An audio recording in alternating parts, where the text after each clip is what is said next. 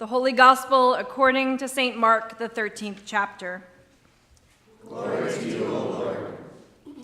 Jesus said, "But in those days, after that suffering, the sun will be darkened, and the moon will not give its light, and the stars will be falling from heaven, and the powers in the heavens will be shaken.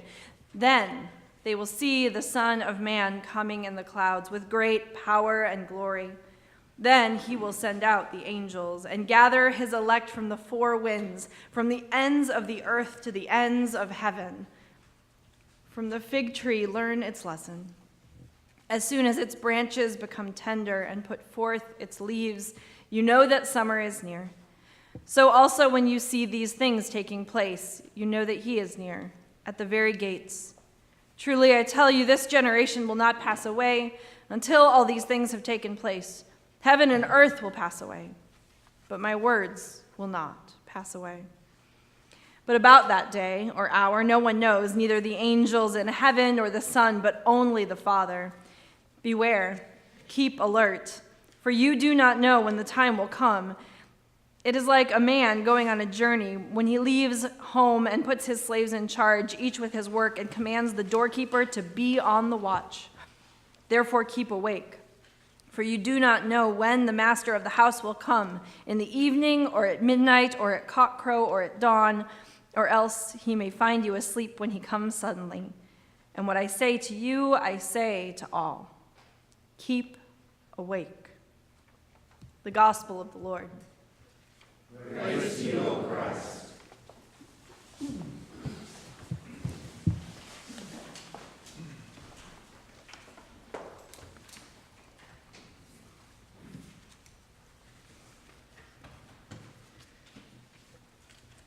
Advent is here.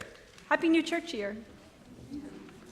Of course, I imagine for most of us that we felt Christmas coming like a freight train for a few weeks already now.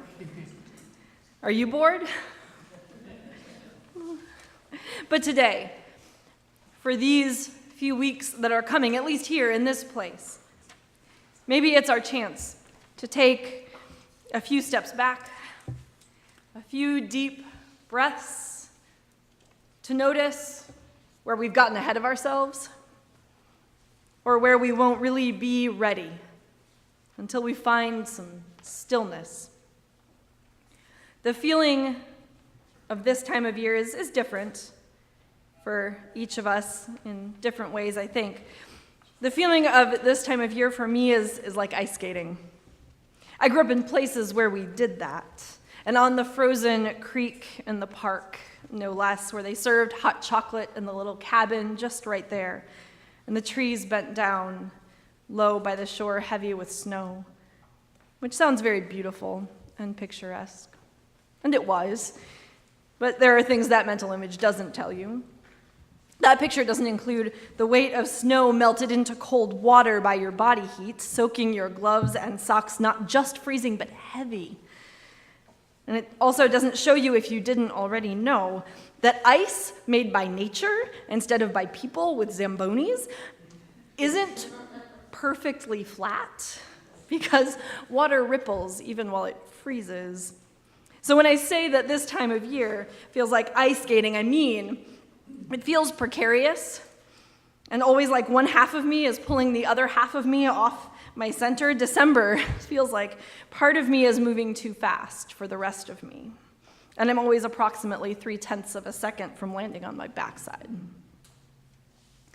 And then in church, we are pulled into yet a different pace, a different kind of time. We hear the call. Keep watch, be awake.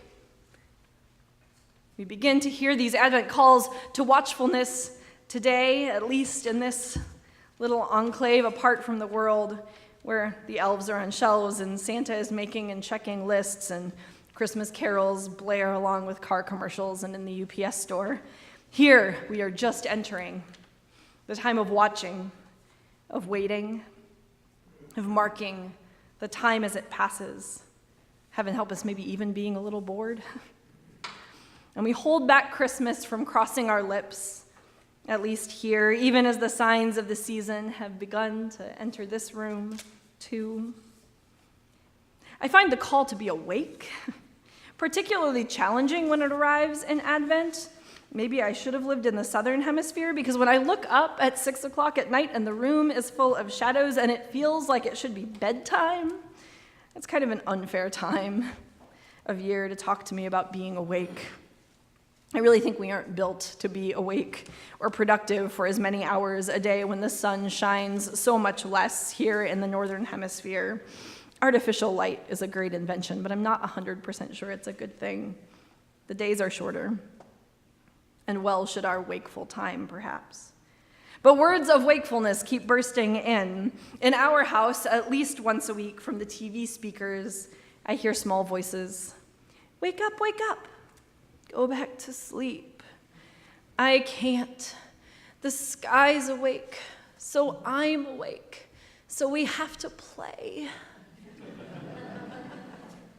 That's from the opening of Frozen, for anyone who isn't lucky enough to live with a small child or a Disney fanatic. A similarly small voice often greets me in real life, too. Can I be awake now? As one of the first questions I hear many mornings, and I usually want to say yes, as long as I don't have to be, too.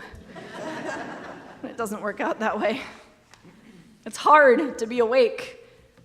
Sometimes. It's certainly hard to be awake all the time. In fact, to state the obvious, it's not possible, which is not clear if Jesus is conceding in Mark today. It's hard when we're tired, when night falls so soon after we've gotten our feet under us, when there are so many things in the world that we wake up to that we'd rather weren't true. Sometimes it's hard to be awake, to find your center, to stay on balance. When Jesus calls us to wakefulness and watchfulness, I don't imagine any of us think that he's shelling for Red Bull or suggesting a steady diet of 5-hour energy. I certainly hope he isn't trying to tell us that we should never rest. But then what is he telling us we might do? Be alert, he says, to the signs in the world around you. He calls to mind the fig tree, which shows the approach of summer as its branch soften and leaves sprout and grow. I'm not much of a gardener.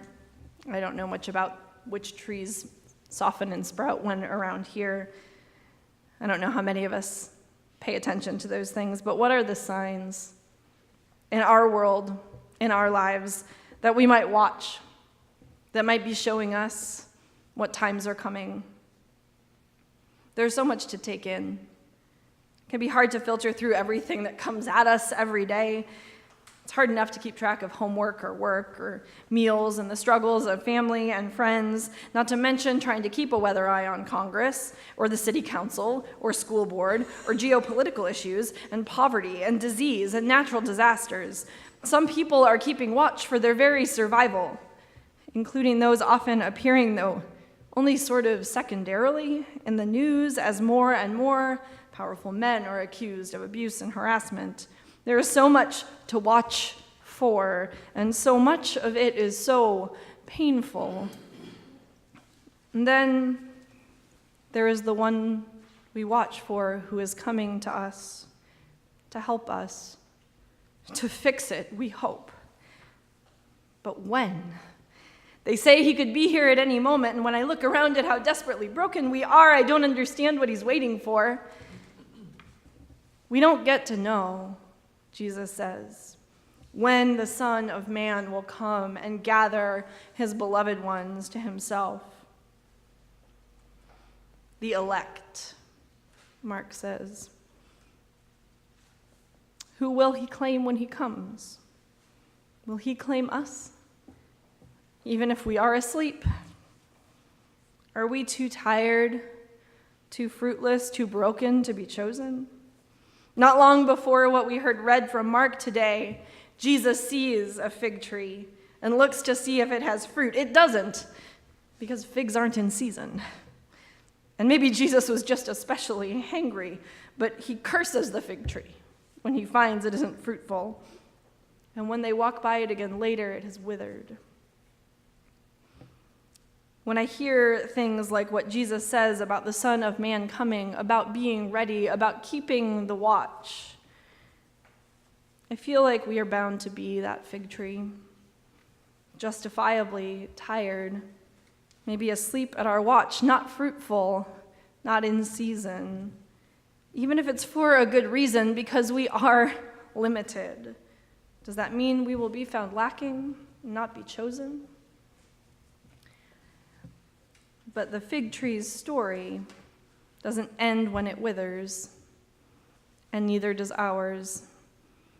Because here today we have heard Jesus call out to the fig tree again.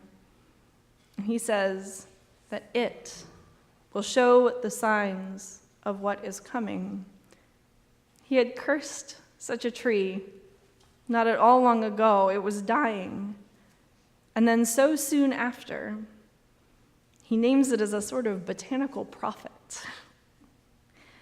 Somehow what was withered is soft and tender again. Somehow what was lost is restored.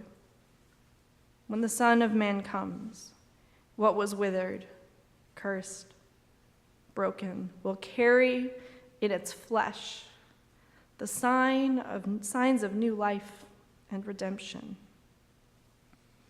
Maybe you feel like the fig tree today. Maybe you feel withered. Maybe you feel like you hold in yourself the tender sign of life that is coming. As we enter this season of watchfulness, I hope you can breathe deeply and take heart, maybe even have a few minutes to be bored.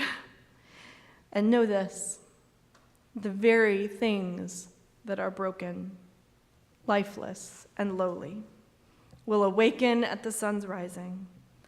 A dawn will break when the very places that seemed most barren, most abandoned, will be made most alive. This is how God has chosen to break into this world. And we wait yet again. Keep watch. Stay awake. Feel in your very flesh and bones the promise that new life is coming soon. Thanks be to God. Amen.